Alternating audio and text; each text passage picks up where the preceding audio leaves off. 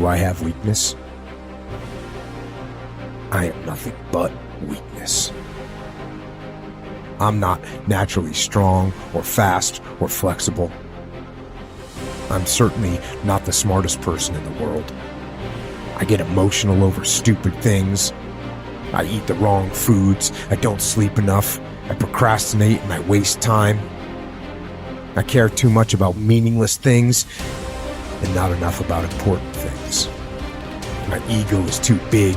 My mind is too small, often trapped inside itself. Now, all that being said, I have a saying.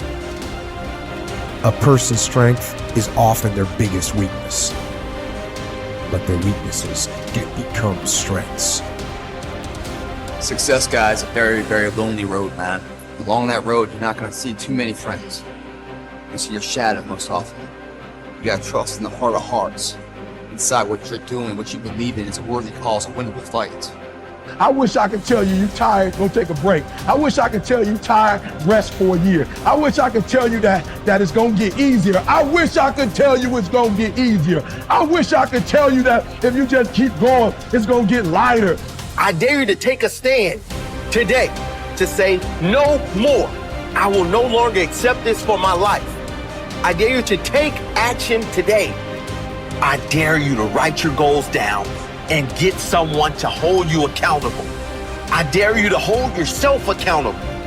I dare you to give up everything that is keeping you from your dream, to say no to all the negative influences. I dare you to pick up a book instead of a drink. I dare you to work harder than you think you did yesterday. I dare you to prove them wrong. I dare you to prove yourself right. I dare you to stand up as a man or as a strong woman, as whoever you are, and declare that you are going to claim a bigger and better life for yourself. When you get to the point where enough is enough, when you get to the point where it hurt real bad, when you get to the point when it's over, when they're tired, when they're frustrated, when they're ready to give up, when they spent their last dime, that's when they get started. But what you cannot do is you cannot quit during the process. You cannot give up because it ain't what you see. You cannot give up. Pain is there to make you better. Without struggle, there can be no victory. And let me tell you, when you've been through pain, when you've fought for where you are, you ain't gonna let anyone take away what you got. When you've earned it and paid your dues and suffered and failed, been hurt and been down, and you get back up, when pain and struggle comes to face you again, you look it in the face and stand it down.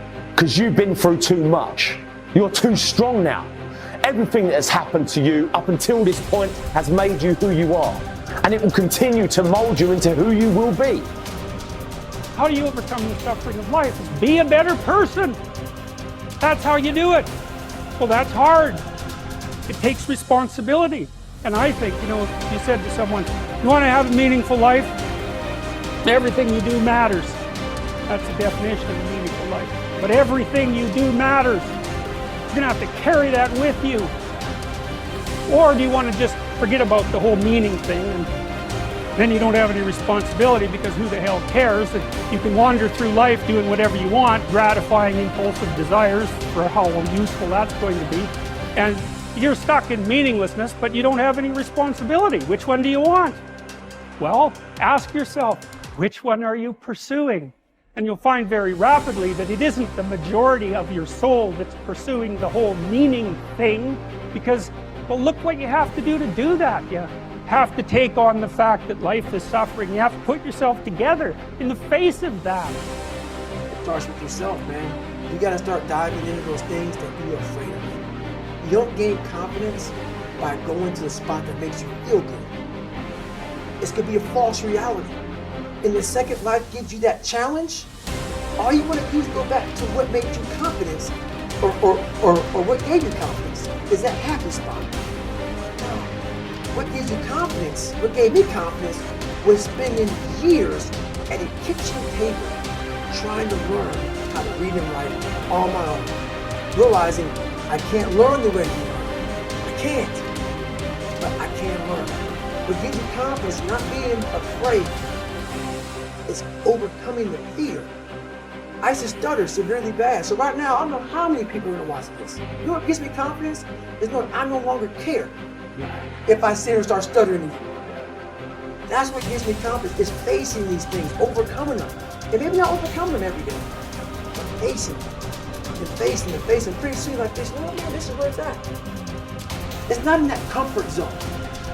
It's in the discomfort zone is where my confidence is getting built. That's where it's getting built. But people want they want an easier answer. It has to be an easier way. It's not. I'm sorry. I searched for it my entire life. I did. I lied. I did everything. And I still felt empty. I walk around with a backpack with all my stuff and no car. And I walk around happiest person in the world. Have nothing. Happy as hell. It's because I found out the whole key to life. It's not in all that. Have to face yourself. So many people live to be 100 years old and they die miserable, having everything, because they never examine. I call it my live autopsy. You never examine this. Happiness, peace, enlightenment, it's all up here, man. It's all up here. And when I start talking like this, people are, man, I don't know. It's the truth, man. It's all up here. You just got to be willing to go and face it. And that's the hard part. Attitude is a reflection, a result of a person's will. It is incalculably powerful. It can bring about marvelous results for us, but we need to train it patiently, day by day. Now let's talk about the attitudes of people who are successful.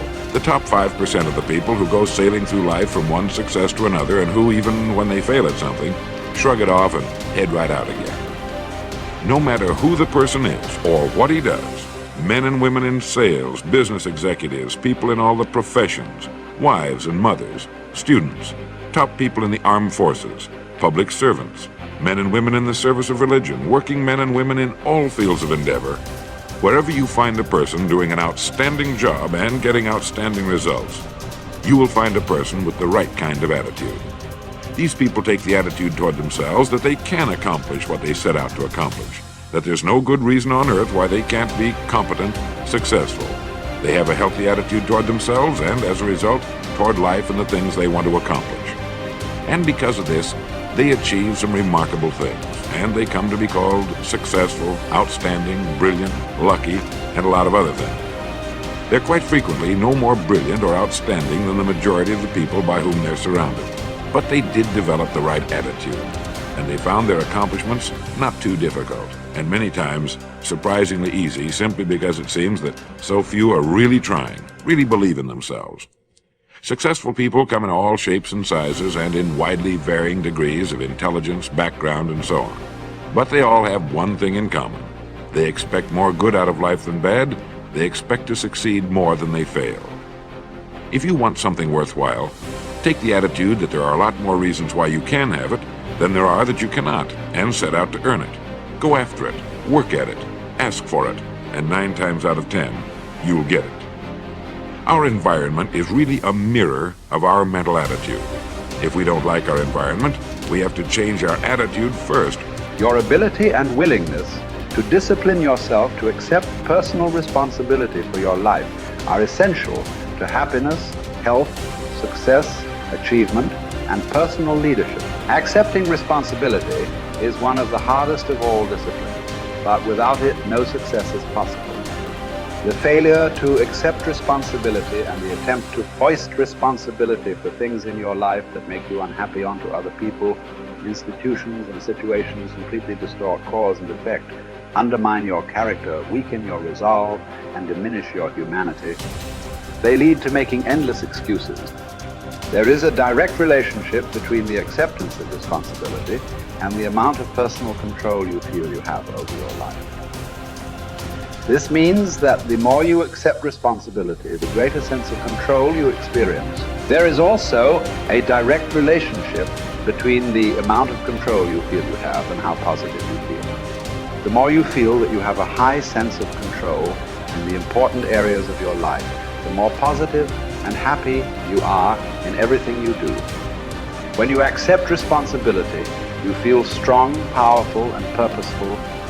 Accepting responsibility eliminates the negative emotions that rob you of happiness and contentment.